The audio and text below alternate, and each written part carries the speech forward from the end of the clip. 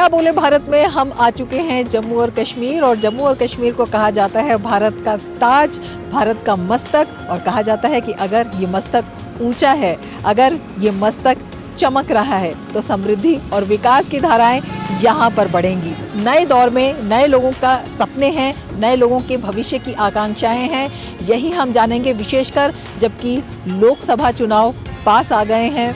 तमाम दल अपनी अपनी जीत के दावे ठोक रहे हैं। क्या कुछ है माहौल, क्या कुछ है पॉलिटिकल परिदृश्य, राजनीतिक परिदृश्य, और किस तरह से उस परिदृश्य को देख रहे हैं, समझ रहे हैं यहाँ के लोग, यही हम जानेंगे। हम आ चुके हैं विश्व प्रसिद्ध डल झील पर, क्योंकि डल झील के किनारे पर हमें मिलते हैं देश भर से आए, देश विदेशों से आए पर्यटक भी, यहाँ के स्थानीय लोग भी, और होता है यहाँ की खूबसूरती का अनुपम नज़ारा भी। तो आइए ले चलते हैं आपको डल लेक।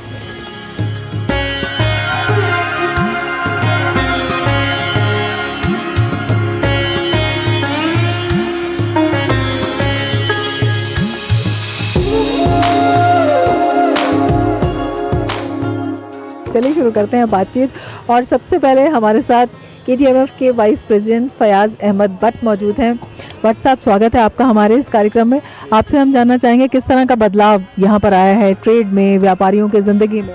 जी, ट्रेड में काफ़ी ज़्यादा बदलाव आया है, क्योंकि यहाँ पे जो अनरेस्ट वगैरह रहता था, या आप कहेंगे कि शटडाउन वगैरह रहता था, तो काफ़ी बदलाव आया है। उससे दुकानदारों का ये जो जैसे वो दिन की कमाई के लिए निकलते थे, सुबह घर से निकलते थे तो शाम तक वो अपने जो उनकी फैमिली है उनको मतलब उनके लिए कमाते थे मार्केट में। तो जब से ये हालत चेंज हो गई है, अनरेस्ट वगैरह रुक गया है, उसकी वजह से काफ़ी ज़्यादा बदलाव आया है और लोगों ने राहत की सांस ली है और कारोबार शदोमत से जारी है। ट्रेड में ये जो बदलाव है, ये इस बार इन लोकसभा चुनावों में मुद्दा रहने वाला है। तो जाहिर सी बात है, जब ट्रेड चलेगा, ट्रेड जो ट्रेडर होता है, it is the backbone of the country, backbone of the state, backbone of the area.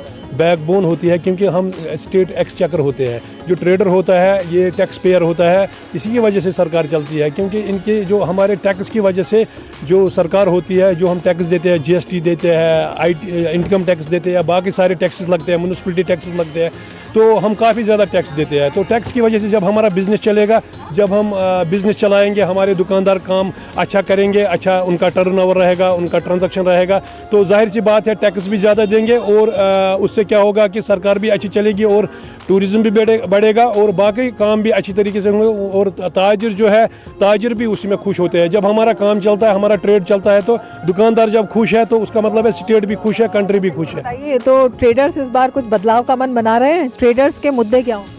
Traders के मुद्दे यही होंगे, जो एमनेस्टी मिलनी चाहिए, ट्रेडर को एक एमनेस्टी मिलनी चाहिए। मतलब हमारे कुछ डिपार्टमेंट्स में कुछ हमारे लॉन्ग पेंडिंग टैक्सेस का होता है, या GST का मसला होता है, बहुत सारे ये हमारे पुराने टैक्सेस जो है उनको रिवाइव करते हैं, भाई ये टैक्स नहीं भरा, वो नहीं भरा, उनको एमनेस्टी मिलनी चाहिए, हमें एमनेस्टी मिलनी चाहिए टैक्स में, ताकि जो हमारे छोटे छोटे दुकानदार जो है उनको कुछ उससे मतलब फ़ायदा मिले। तो ये बताइए कि ट्रेडर्स इस बार परंपरागत रूप से वोट करेंगे, या वो भी कुछ तस्वीर बदलने का सोच रहे हैं? क्या सोचते हैं? चुनावी यहाँ पर जो चुनावी लड़ाई है कश्मीर में, उसको देखकर उनकी क्या सोच? हम ट्रेडर पहले, हम यहाँ की सोसाइटी के मेंबर हैं, ट्रेडर तो हम बाद में हैं। हम हर एक यही चाहता है कि इलेक्शन हो। इलेक्शन क्यों हो? क्योंकि जो रिप्रेजेंटेटिव, जो रियल रिप्रेजेंटेटिव होता है, जिसको चुनते हैं लोग, वो लोगों का काम करता है, और लोगों में बहुत सारी परेशानियां हैं। आप देखिए, इलेक्शन नहीं हो रहे हैं तो लोग सफ़र कर रहे हैं, दुकानदार सफ़र कर रहे हैं, ट्रांसपोर्टर सफ़र कर रहे हैं, कम्युनिटी में हर एक जो तबका है वो सफ़र कर रहा है। जब हमारे पास लीडर होगा, जैसे कोई जिसको हम MLA चुनेंगे या पार्लियामेंट मेंबर चुनेंगे, उसको हम गला पकड़ेंगे, भाई हमारा काम नहीं हो रहा। लेकिन इस वक्त हमें तो इस बार क्या मतलब चेहरा देख के वोट देंगे, पार्टी देख के वोट देंगे, या काम देख के वोट देंगे? क्या देख के वोट देंगे? हम काम देख के वोट देंगे, क्योंकि चेहरा देख के तो क्या करना है, चेहरे को कुछ नहीं करना। हमने जिसने काम किया है उसको वोट मिलेगा। जो काम करेगा, फ्यूचर में जो काम करेगा, जो हमारे साथ वादे करेगा, अच्छे वादे करेगा और काम करेगा, उसी को लोग वोट देंगे। हमारे साथ कुछ यंगस्टर्स भी इस शिकारे में मौजूद हैं, हम उनसे बात करेंगे। वो किस तरह का बदलाव देखते हैं, क्या कुछ बदलाव वो देखते भी हैं या नहीं देते हैं, और किस तरह से पॉलिटिकल सिचुएशन को वो एनालाइज करते हैं, उनका रुख क्या है। आप बताइए, आपका नाम क्या है? मेरा नाम इरफान है। मैं एक सोशल एक्टिविस्ट हूँ और by profession as a cyber security analyst हूँ। तो आप हमेशा शिकारे की सैर करते हैं या आज कहाँ पर जा रहे हैं अभी आप? कंटिन्यूसली हमारा तो रहता ही है, हमारा घर है ये, तो जब भी मन करता है निकल पड़ते हैं। लेकिन इस तरीके का पीसफुल माहौल देखना और इस तरीके की सैर करना, ये शायद वो सपना था जो कभी सच होने वाला नहीं था, लेकिन ऊपर वाले के करम से आज हम इस तरीके से इस ओपन माहौल में आप और मैं बैठ कर के बात कर रहे हैं। ये खुद में एक बदलाव है और ये एक अमन और तरक्की की एक राह जो जिसकी शुरुआत हुई है, उसी राह पे हम चल रहे हैं। और आने वाले वक्त में मुझे लगता है कि एक जो बड़ा सा, इससे भी ज़्यादा बड़ा बदलाव, जिसको हम कश्मीर को हम पूरा जो लंदन के नज़रिए से देखते हैं, अब ये बदल रहा है और हम उससे भी आगे जा सकते हैं। बस कुछ बदलावों की ज़रूरत है। आने वाली जो हुकूमतें होगी, देखिए जिस कदर हुकूमतों की आपने बात की, आने वाली जो हुकूमतें होगी, हमने हुकूमत के हम हमेशा शिकार हुए हैं, ख़ासतौर पर नौजवान जो कौम है हुकूमत का हमेशा से शिकार हुए हैं। लेकिन इस बार नौजवान जागरूक हो चुका है, यहाँ के युवा जागरूक हो चुके हैं। उनके साथ जो नाइंसाफ़ियाँ हुई है उनको पता है, उनके साथ जो यहाँ पे जो कत्लो गारतें हुई थी, बच्चों पे जो के आंखों में जो पैलेट्स लगे थे, अब वो सारी चीज़ें नहीं होती थी। लोग अब यहाँ के बच्चों को भी समझ आ गया है कि हमारे लिए सही क्या है, गलत क्या है। और आपने अभी कहा कि सरकार आएगी, और सरकार वही आएगी जो हमारे लिए तरक्की का पैगाम लाएगी, जो हमारे लिए अमन का पैगाम लाएगी। जो अभी अमन बरकरार है, इससे भी हम जाते हैं, इससे भी 10 गुना ज़्यादा अमन रहे, यहाँ पे शांति बरकरार रहे, और हम उसी चीज़ को पसंद करेंगे, उसी का हाथ थामेंगे जो यहाँ पे इसी तरीके का अमन बरकरार करेगी। अब ये जो बदलाव आया है, इससे युवाओं की सोच कितनी बदली है, उनकी जो राजनीतिक जागरूकता कितनी बदली है, और हमें ये भी पता लगा है कि युवाओं को राजनीति में अब यहाँ पर जो नए युवा हैं उनको भी मौका मिल रहा है, पहले ये मौका नहीं मिलता था। देखिए, पहले हम फैमिली पॉलिटिक्स के बड़े शिकार होते थे। रिलीजन के नाम पे पॉलिटिक्स को एक गंदी इमेज बनाई गई थी। जो लोग पॉलिटिक्स में थे वही थे, कुछ 3-4% वोटेज के हिसाब से यहाँ पे हमारे सीएम वगैरह चुने जाते थे, हमारे जो बाकी सारे मेंबर ऑफ पार्लियामेंट चुने जाते थे। लेकिन अब ऐसा बिल्कुल भी नहीं है, लोगों की सोच जाग चुकी है। मुद्दे क्या हैं युवाओं के इस बार के चुनाव में, हालांकि अभी लोकसभा चुनाव की मैं बात कर रही हूँ। देखिए, जिस तरीके से नौजवान को हमेशा उनके साथ इस्तेसाल किया गया, उनके साथ जुल्म ज़्यादतियाँ की गई। आप देखिए किस कदर कश्मीर में अनएम्प्लॉयमेंट है। इस चीज़ को ख़त्म करने के लिए ये सबसे पहला जो मेन फोकस रहेगा अभी नौजवानों के लिए कि इस अनएम्प्लॉयमेंट को ख़त्म करना, यहाँ पे नई बिजनेस स्ट्रक्चर्स को खड़ा करना, यहाँ पे उस तरीके का माहौल बनाना। ये ज़रूरी नहीं है कि हम हर एक बंदा गवर्नमेंट जॉब में जाए, लेकिन एंटरप्रेन्योरशिप डेवलपमेंट को लेकर के अगर बातचीत होती एक बड़े लेवल पे, यहाँ पे एंटरप्रेन्योरशिप का एक उसमें बूम मिल जाता, तो कहीं ना कहीं हद तक हम खुद भी क्योंकि मैं खुद भी एंटरप्रेन्योरशिप में जाने की कोशिश कर रहा हूँ और कुछ अपना एस्टेब्लिश करने की कोशिश कर रहा हूँ, जिससे मैं भी कमाऊँ, मेरे साथ जो लोग हैं वो भी, उनको भी रोज़गार मिल जाए। इस बार जब चुनाव होंगे तो चुनाव में आपके दिमाग में कौन से मुद्दे रहेंगे, कौन सी बातें रहेंगी जिन पर आप वोट डालेंगे, कैसा कैंडिडेट आपको चाहिए? इसमें अंदर हम जास्ती नहीं बोलेगा क्योंकि लोगों पर सब कुछ है, लेकिन बदलाव तो आएगा। कैंडिडेट कैसा होना चाहिए आपका? चेंजिंग होना चाहिए, क्योंकि जो यहाँ का सरकार आने वाला है वो तो अदला के बदला होना चाहिए। क्योंकि पहले जो सरकार था उसने बहुत यहाँ हम लोगों को मुसीबतें उठाना पड़ा है। अब तो हम ठीक हैं, अब तो हम आप खुश हैं। आपको लगता है कि अब सरकार में भी बदलाव आना चाहिए। देखिए ये तो किसी का खानदानी राज नहीं होना चाहिए, ये तो बदलाव होना चाहिए। आज बीजेपी है, कल दूसरे कांग्रेस हो जाएगी, उसके बाद दूसरा आएगा, उसके बाद ये बदलाव तो होना ही चाहिए। उससे हम लोगों को कश्मीरी जो जनता है, इंडिया का जनता है, उनका फ़ायदा है। और अब हमारे साथ फिरोज जी मौजूद हैं, जिनका पीछे आप देख रहे हैं कि हैंडीक्राफ्ट का इनका ये शॉप है यहाँ पर। फिरोज जी, ये बताइए किस तरह से चल रहा है आपका काम? मैम अभी तो ठीक चल रहा है, कोई परेशानी नहीं है मैम। नहीं जी मैम। क्या चाहते हैं, क्या होना चाहिए यहाँ के लिए? बस यही अमन ही चाहते हैं मैम जी, हम तो कुछ नहीं चाहते हैं, बस यहाँ पर अमन होना चाहिए कश्मीर में, बस और कुछ नहीं मैम। अच्छा ये बताइए, अभी लोकसभा चुनाव आने वाले हैं, है ना, यहाँ पे विधानसभा चुनाव भी होंगे, तो चुनावों के लिए जो आपके जैसे व्यापारी यहाँ पर हैं, जिनकी पुरानी दुकानें हैं, जिन्होंने बहुत से वक्त देखे हैं, वो अब क्या चाहते हैं, वो किस मुद्दे पर वोट देंगे? हम तो मैम यहाँ पर जो है ना, पहले ही मैं फर्स्ट एजुकेशन है मैम, मैं कुछ करना पड़ेगा। और यहाँ पर जो हेल्थ है, हेल्थ में थोड़ा बहुत परेशानी है यहाँ पर। ड्यूरिंग कोविड हमने यहाँ पर बहुत परेशानी देखी थी। हम चाहते हैं जो भी आगे लोकसभा जो चुनाव हो जाएगा उसमें जो भी यहाँ पर जो एमपी रहेगा यहाँ पर, वो हम चाहते हैं वो इसके ऊपर काम करे, टूरिज़्म पे काम करे, हेल्थ पे काम करे, एजुकेशन पे काम करे। हम अगर वोट देंगे तो उसी बुनियाद पे देंगे, और कोई चीज़ पे नहीं दे सकते मैम। लेकिन वो आदमी काम करेगा, ये आप कैसे तय करेंगे? वो तो आप मैम रिस्क तो उठाना है, कहीं से तो शुरुआत करनी है मैम जी। हमको तो किसी को पता नहीं है बंदा कैसा है। आप क्या रहता है, हम भी देखते हैं उनका क्या रहता है, मैनिफेस्टो क्या रहता है, कैसा रहेगा, तो उसके हिसाब से हम देखेंगे मैम, डिसाइड करेंगे वोट किसको देंगे और किसको नहीं देंगे। राजनीति में किस तरह का बदलाव आएगा ये देखने की बात होगी, लेकिन इनका कहना है कि इनके मुद्दे वही रहेंगे कि यहाँ पर जो बेसिक इंफ्रास्ट्रक्चर है वो स्ट्रॉन्ग हो, और यहाँ पर शांति और समृद्धि के लिए जो काम करे वही कैंडिडेट इनका विश्वास हासिल करेगा। तो चलिए आगे बढ़ चलते हैं, कुछ और लोगों से बात करेंगे। और इस वक्त हम आ चुके हैं डल झील की फ्लोटिंग मार्केट में। डल झील इस मार्केट की वजह से भी बहुत फेमस है। ये डल झील के बीचों बीच ये मार्केट है और तमाम तरह के आप देख सकते हैं यहाँ पर जो कपड़े हैं या और भी सामान है वो ख़रीदे जा सकते हैं, और टूरिस्ट यहाँ पर आते हैं, अपनी ख़रीदारी भी करते हैं।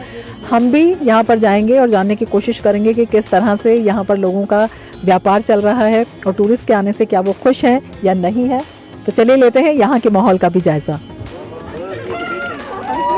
तो अब हम आ चुके हैं डल झील के अंदर जो फ्लोटिंग मार्केट है, वहाँ पर एक शॉप में, ये ज्वेलरी की शॉप है लेकिन यहाँ पर एंटीक्स भी हैं, और आप देख सकते हैं कि जो कश्मीरी सामोवार है, इसके अलावा जो डिफरेंट पर्सेस हैं जो स्टोन से बने हैं, और यहाँ पर जिस तरह का लेदर होता है उससे भी बने हुए हैं। तो तमाम चीज़ें, सजावट का सामान यहाँ पर देखा जा सकता है, और टूरिस्ट जब इस मार्केट में आते हैं तो इन सबको ख़रीदते हैं, और यहाँ के जो व्यापारी हैं उनको इससे काफ़ी फ़ायदा होता है। आपका नाम क्या है? मेरा नाम गुलजार अहमद है। अच्छा, ये बताइए, ये फ्लोटिंग मार्केट में आप कब से हैं? मुझे 2 साल हो गए यहाँ से। टूरिस्ट यहाँ पर अब खूब आ रहा है? हाँ, आ रहा है, खूब आ रहा है। अच्छा, ये बताइए कि वोट डालने जाते हैं आप? जाते हैं। हाँ, हाँ कर पहले तो वोट कम होता था ना यहाँ? हाँ होता था, लेकिन आज वो श्रीनगर में ज़्यादा कम ही होता है, गांव में ज़्यादा होता है। लेकिन अब ज़्यादातर लोग वोट डालने जाते हैं। हाँ, जाते हैं कोई। ये बताइए कि आप जैसे जो व्यापारी हैं यहाँ पर, उनके क्या मुद्दे हैं इस बार चुनाव में? जब वो वोट डालने जाएंगे तो क्या कुछ उनके दिमाग में रहेगा? किस चीज़ के ऊपर वोट देंगे? पार्टी पर देंगे, फेस पर देंगे, काम पर देंगे? क्या उनका इशू रहेगा? उनका भी एक सपना होता है, जैसे कोई आज मिनिस्टर था, अगर इसने अच्छा काम किया तो वो उन्हीं को वोट देंगे, अगर नहीं तो उनका एक कोई दूसरा होता है ताकि वो हमारा सपना पूरा करेंगे, इसलिए वो वोट डालते हैं। तो डल लेक के अंदर बहुत बड़ी एक बस्ती है, और बहुत बड़ी एक बस्ती इस तरह के जो दुकानदार हैं उनकी भी है, इस तरह के जो व्यापारी हैं उनकी भी है। और इनका कहना है कि पहले जो वोट डाला जाता था उसके कुछ और आधार होते थे, लेकिन अब जबकि वक्त बदल रहा है तो ये वोटिंग पैटर्न भी बदलेगा। क्या कुछ होगा, चुनावी रंग क्या जमता है, ये देखने वाली बात होगी। लेकिन इनका कहना है कि इस बार इनका मुद्दा यही होगा कि जो इनका कामकाज है वो शांति से चले और लगातार चले, उसमें कोई रुकावट ना आए। और चलिए अब बात कर लेते हैं कुछ और लोगों के साथ भी। और अब हम बात करेंगे फैज़ल से। फैज़ल युवा एंटरप्रेन्योर हैं, और किस तरह से जो यूथ है यहाँ पर नए विषयों में आगे बढ़ रहा है। क्या युवाओं को अब राजनीति में मौका मिल रहा है आने का? जी जी मिल तो रहा है, बट प्लेटफॉर्म ऐसा नहीं मिल रहा, बिकॉज लीडर्स सपोर्टिव आधे नहीं हैं, आधे सपोर्टिव हैं, आधे नहीं हैं। तो युवा यहाँ पर जो पुरानी राजनीतिक पार्टियां हैं उनसे हटकर एक नया प्लेटफॉर्म चाहते हैं, एक नया चेहरा भी चाहते हैं। ये बताइए, युवाओं के मुद्दे क्या हैं आपके हिसाब से, एंटरप्रेन्योरशिप में जो लोग हैं या और भी जो युवा? युवाओं का एक ही मुद्दा है कि उनको एक विषय चाहिए, एक स्कीम चाहिए जिसमें वो कर पाएँ। देखिए मोदी जी ने एक स्कीम निकाली थी, वो 5 लाख स्कीम निकाली थी कि 5 लाख हम लोन दे देंगे। वो अभी तक यहाँ पर नहीं हो पाया। आधे लोगों को मिल चुका है, आधे लोगों को नहीं मिल चुका, बिकॉज बैंक वहाँ पे कहता है कि आप अपना परफॉर्मा बना के लाइए, एनऑल बना कर लाइए, आप अपना बना कर लाइए, फाइल्स बना कर लाइए, DIC से अप्रूव करके लाइए। वो बहुत लेंथी प्रोसेस हो जाता है। हम अपने गवर्नमेंट से, हम अपने प्रधानमंत्री जी से यही निवेदन करते हैं कि वो जल्द से जल्द जिनका पेंडिंग मसला है वो प्लीज़ हल हो जाएँ, और LG साहब से भी यही माध्यम से रिक्वेस्ट करते हैं कि उनका मसला हल हो जाए। और अब हमें मिल गए हैं चलते चलते आमिर अशरफ भट्ट, जो कि जूडो के नेशनल प्लेयर हैं। और खेलों में जिस तरह से युवाओं का रुझान हो रहा है और जिस तरह से कश्मीर से भी प्रतिभाएं सामने आ रही हैं, ये हमें बताएंगे कि किस तरह से जो प्लेयर्स की सोच है वो भी तब्दील हो रही है। आप मुझे बताइए कि किस तरह से खेलों में यहाँ पे युवाओं को एक बड़ा प्लेटफॉर्म मिला है। अभी खेलो इंडिया यहाँ पर आयोजित हुआ, बहुत ही अच्छा है। इससे एक गरीब जो बच्चा है जिसमें कैपेबिलिटी है खेलने की, जिसमें कैपेबिलिटी है मेहनत करने की, वो आगे आ रहे हैं। अच्छा ये बताइए कि अब चुनाव भी आने वाले हैं, तो यूथ है जो स्पोर्ट्स में लगा है, जो खिलाड़ी हैं, किस तरह से जब आप वोट डालने जाएंगे तो आपके मन में क्या बात रहेगी, किस तरह का कैंडिडेट होना चाहिए, कौन से इश्यूज आपके होने? पहले तो वो जो हमारे युवा हैं, खिलाड़ी हैं, उनकी बात करें, क्योंकि यहाँ पे सब कुछ युवा ही है। कोई ये नहीं है कि कोई घर में बैठा है। युवा ही डिसाइड करता है हमें कौन सा चाहिए, कौन नहीं चाहिए।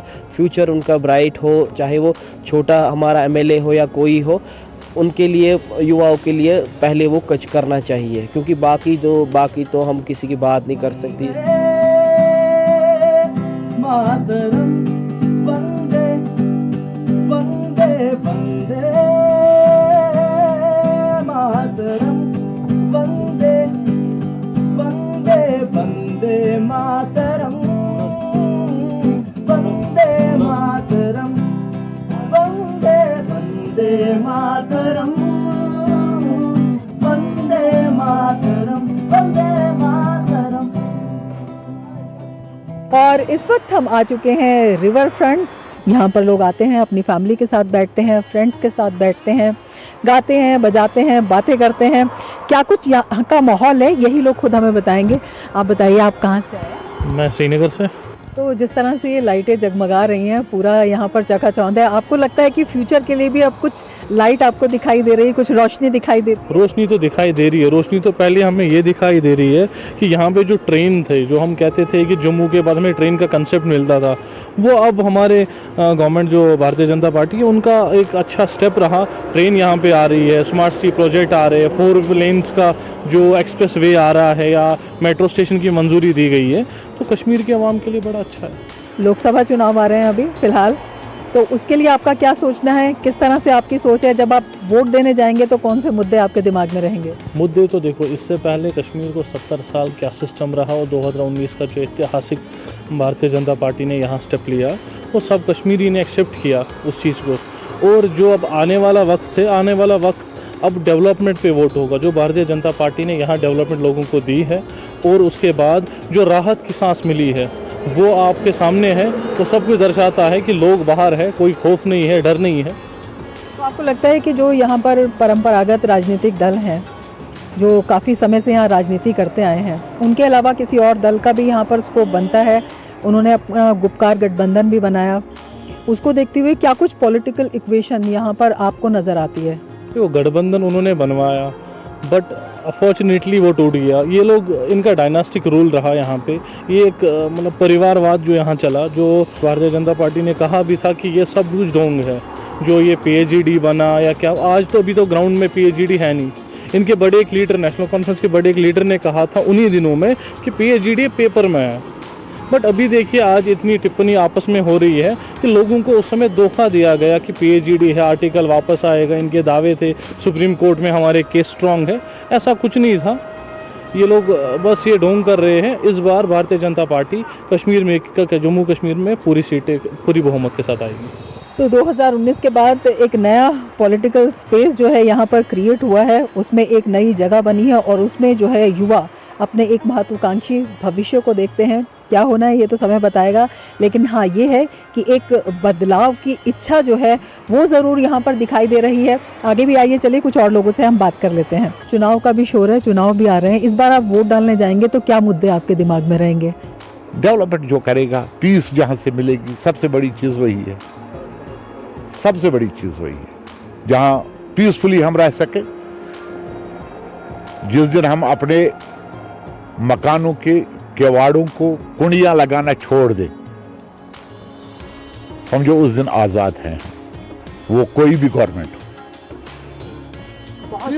पीसफुली रहना चाहता है, हर एक काम चाहता है, हर एक तरक्की चाहता है। अब क्या है, बहुत सारी जितनी भी पॉलिटिकल पार्टीज है ना सर, सब तरक्की की बात करते हैं, सब अपने दावे करते हैं, सब कहते हैं हम ही जनता के सगे हैं। आप किस पर विश्वास करते हैं? जो करके दिखाए, जो प्रैक्टिकली कुछ दिखाए फील्ड में, तो हम उसके साथ हैं। आप पहचान चुके हैं? क्यों नहीं बुढ़ा हो, सटियाया हुआ नहीं हो। तो कश्मीर के भी अलग अलग हिस्सों से यहाँ पर लोग आए हुए हैं, उरी से भी लोग यहाँ पर आए हुए हैं, तो केवल यहीं के लोग नहीं, श्रीनगर के लोग नहीं, बाहर से भी और इस वक्त यहाँ पर घूम रहे हैं, तो आप अंदाज़ा लगा सकते हैं। आप बताइएगा, आप कहाँ से? जी हम श्रीनगर से हैं, श्रीनगर से। किस तरह से यहाँ पे माहौल अब इस वक्त आप देख रहे हैं? जी बहुत बढ़िया माहौल है। लोग इंतज़ार कर रहे हैं कि पार्लियामेंट्री इलेक्शंस आ रहे हैं और 5 साल के बाद ये मौका मिल रहा है लोगों को, तो पूरे खुले जहन और पूरे खुले दिल से लोग इसका इस्तकबाल कर रहे हैं कि कब हम पार्लियामेंट में अपने वोट डालें और अपने चुनिंदा नुमाइंदों को हम वोट देकर पार्लियामेंट भेजें। उसके लिए काफ़ी जोश व खरोश है और साथ ही साथ हम गुजारिश करते हैं मरकज़ी हुकूमत से कि असम्बली चुनाव भी अगर साथ साथ भी कराए जाए वो भी है। यहाँ पर जो आम आदमी है उसके जहन में क्या है, वो किस मुद्दे पर यहाँ पर वोट करने वाला है? देखिए आम जो यहाँ पर जो ज़मीनी हक़ाइक़ है, लोगों के अपने मसाइल है, तरक्की के मसाइल है, रोज़गार के मसाइल है, बिजली के मसाइल है, यहाँ पर सड़कों के मसाइल है यहाँ पर, और ये जो बेरोज़गारी है या हमारे जो बिज़नेस कम्युनिटी है उनके मसाइल है। लोग इन्हीं मसाइल को देखकर अपने जो असम्बली नुमाइंदे या पार्लियामेंट के नुमाइंदे, ताकि वो पार्लियामेंट या असम्बली में उनकी बात करें और उनके मसलों को हल किया जाए, उसको हम ओवरऑल में डेवलपमेंट के मामले ही कहते हैं। पहाड़ी लोग एक हिसाब से खुश हैं कि चलो उनको जीने का अधिकार मिला, नेटवर्क मिला, लेकिन अभी भी मैं आपको एक बात बोलना चाहता हूँ कि पहाड़ी इलाकों के अभी काफ़ी डेवलपमेंट करने की ज़रूरत है। तो मोदी की गारंटी पे जो है लोग विश्वास कर रहे हैं। देखो मैं आपको एक बात बोलना चाहता हूँ कि कश्मीर के लोग, एक बात है कि हिंदू और मुसलमान को छोड़ के राजनीति करनी चाहिए और मोदी जैसा कोई लीडर दुनिया में नहीं है। वोट वगैरह डालती हैं आप इलेक्शन? जी जी जी। तो इस बार जो इलेक्शन का प्रोसेस है, जो वोटिंग पैटर्न है, आपको लगता है कुछ चेंज होगा? ऑब्वियसली मतलब वो तो मतलब किसी इश्यूज तो मतलब जिनको भी अगर वोट देना चाहोगे तो वो डेवलप्ड करने वाले मतलब कैंडिडेट्स होनी चाहिए, तो जिस मतलब जो डिज़र्व करता है उन्हीं को वोट देनी चाहिए। लड़कियों के लिए क्या होना चाहिए, महिलाओं के लिए क्या होना चाहिए? महिलाओं के लिए तो हर फैसिलिटीज़ होनी चाहिए। आजकल मतलब लड़कियों के लिए बहुत चीज़ों की मतलब चीज़ें के लिए बहुत ज़्यादा मतलब इश्यूज होते हैं, उन चीज़ों के लिए तो सब कुछ होनी चाहिए। आप बताइए, आप कहाँ से? जी मैं कुपवाड़ा से हूँ मैडम। अच्छा, आप ये बताइए कि जिन इलाकों से आप हैं वहाँ पर क्या बदलाव आया है, वहाँ की किस तरह की आपकी कुछ मांगे थी वो पूरी हुई है, नहीं हुई है? असल में मैडम हमने जो बदलाव हमने गलत नामों को रखा है। असल में जो बदलाव होना चाहिए वो बदलाव नहीं हुआ है। आज तक हमने समझा है कि बदलाव जो है वो इस रोशनी से जो चमक है, असल बदलाव ये नहीं होता है। देखो पहली बात होती है कि घरों को रोशन करना होता है, जवानों की जो दिलें हैं उनको रोशन करना होता है। देखिए इलेक्शन हो या ना हो, कश्मीर अगर आप पहले से देखें, अक्सर कहते हैं कि आज कश्मीर में हालात कैसे हैं। कश्मीर के लोग पहले ही से अमन परस्त, ये आज की बात नहीं है, पहले से बात है। जब से मैंने जन्म लिया है मैंने कश्मीर में देखा है कि कश्मीर में इंसानियत, कश्मीर में अखलाक, किरदार, हर एतबार से कश्मीरी अच्छे लोग हैं। जब चुनाव होंगे, चुनाव में कौन कौन से मुद्दे हैं, किन मुद्दों पर वोट डालें? यहाँ तो बहुत सारे मुद्दे हैं। सबसे पहला मुद्दा जो है वो है जवानों की बेरोज़गारी। देखिए जब जवान पढ़े लिखे हैं, पढ़े लिखे तबका जो है उनके पास रोज़गार नहीं है, वो मजबूर है चोरी करने के लिए, डकैती वगैरह बाकी चीज़ें। पहली बात मेरी यह है कि जितने भी जवान बेरोज़गार है, पहले उस रोज़गारी को आप ख़त्म करें।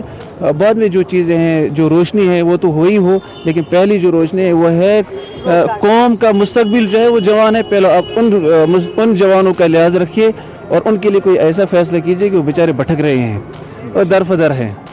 तो देश के कोने कोने से पर्यटक यहाँ पर आ रहे हैं, कुछ और पर्यटक भी हमारे साथ मौजूद हैं, उनसे भी जानते हैं यहाँ के हालात। आप कहाँ से आए हैं? हम अहमदाबाद गुजरात से आए हैं। अच्छा, कैसा लग रहा है यहाँ पर? बहुत अच्छा लग रहा है। हम 12 साल पहले यहाँ आए थे पहली बार, और तब से अब की सिचुएशन में बहुत फ़र्क है। अभी इतना ट्रैफिक, इतना डेवलपमेंट, बहुत अच्छा लग रहा है। सर, चुनाव भी आने वाले हैं, तो किस तरह का इस बार चुनावी इक्वेशन देख रहे हैं? बीजेपी भी है, इंडी गठबंधन भी है, बहुत सारे दल हैं, क्या देख? हम गुजरात से तो पर्टिकुलर गुजरात का बता सकता हूँ कि 100% बीजेपी वहाँ 26 to 26 आएगी। वहाँ कोई कंपटीशन है ही नहीं। और मोदी जी का काम देख के ऐसा लगता है इंडिया में भी पार्लियामेंट में मोदी जी की गवर्नमेंट बनाएगी नेक्स्ट टाइम। किस तरह के चुनावी समीकरण यहाँ पर बनते बिगड़ते आप देख रहे हैं, क्या कुछ उसमें अलग नजर आएगा इस बार? पहले बाइकआउट किया जाता था इलेक्शंस को, जम्मू कश्मीर, खासतौर पे कश्मीर रीजन की अगर बात करें, बट इस बार यहाँ की पॉपुलेशन तैयार है, यहाँ के यंगस्टर्स तैयार है, जो नए वोटर्स है वो तैयार है कि हम इस प्रोसेस में, जो हमारा डेमोक्रेटिक प्रोसेस है, उसमें पार्टिसिपेट करें और आने वाले वक्त में हमारे कैंडिडेट को जो हम लगता है कि आगे जाके हमें रिप्रेजेंट कर पाएंगे अच्छे से, उनको वोट करके इनको जिताएंगे। किस तरह के मुद्दे इस बार यहाँ पर जो यूथ है उनके दिमाग में? देखिए, मुद्दे तो कई सारे हैं, लेकिन वो सारे मुद्दे हम बिना सरकार के सॉर्ट होते हुए देखे भी हैं, जिसके लिए हम हमारे ऑनरेबल एलजी साहब का बहुत शुक्रिया अदा करेंगे कि किस बेहतरीन तरीके से उन्होंने पिछले 5-6 सालों में जो हमारे मुद्दे हैं उनको एड्रेस किया है और हमारा जो यूथ पॉपुलेशन है उसको एक मौका दिया है आगे आके काम करने का। कन्वेंशनल पॉलिटिक्स यहाँ पर रहेगी या इस बार कुछ नया भी देखने को मिल सकता है? काफ़ी नया देखने को मिलेगा इस बार। उम्मीदें वैसी हैं कि नए लोग और नया जो सिस्टम है वो आए, और जिन लोगों को हमने 70 साल से देखा है, झेला है, उनको भी एक लेसन मिलना चाहिए कि how good governance is done. अब युवा यहाँ पर डंके की चोट पर कह रहे हैं कि आने वाला समय उनका होगा, एक बड़ा डेवलपमेंट, जो बड़े बड़े शहर हैं उनसे ज़्यादा विकसित जम्मू और कश्मीर बनने वाला है। अपने आप में बहुत बड़ी बात है। और लाल चौक के घंटाघर से कहना, जो कि ऐतिहासिक है और किसी समय में बहुत ज़्यादा संवेदनशील रहा है, सेंसिटिव रहा है, कभी यहाँ पर झंडा लहराने के लिए दावे हुआ करते थे, तिरंगा यहाँ पर लगातार लहरा रहा है और लोगों का जो सिस्टम में, राजनीति में विश्वास है वो आ रहा है। चुनाव में क्या होगा ये देखने वाली बात होगी, लेकिन जो लोगों का विश्वास अब राजनीति में जगह है, सिस्टम में जगह है, एक जागरूकता आई है कि हाँ, अपनी सरकार हमें खुद बनानी है, बढ़कर आगे आना है, जम्मू कश्मीर को आगे बढ़ाना है, ये अपने आप में बहुत बड़ी बात है। तो क्या बोले भारत में, जम्मू कश्मीर से फिलहाल इतना ही। मैं अपने कैमरा पर्सन मनमोहन के साथ लेना चाहूँगी आपसे इजाज़त। नमस्कार।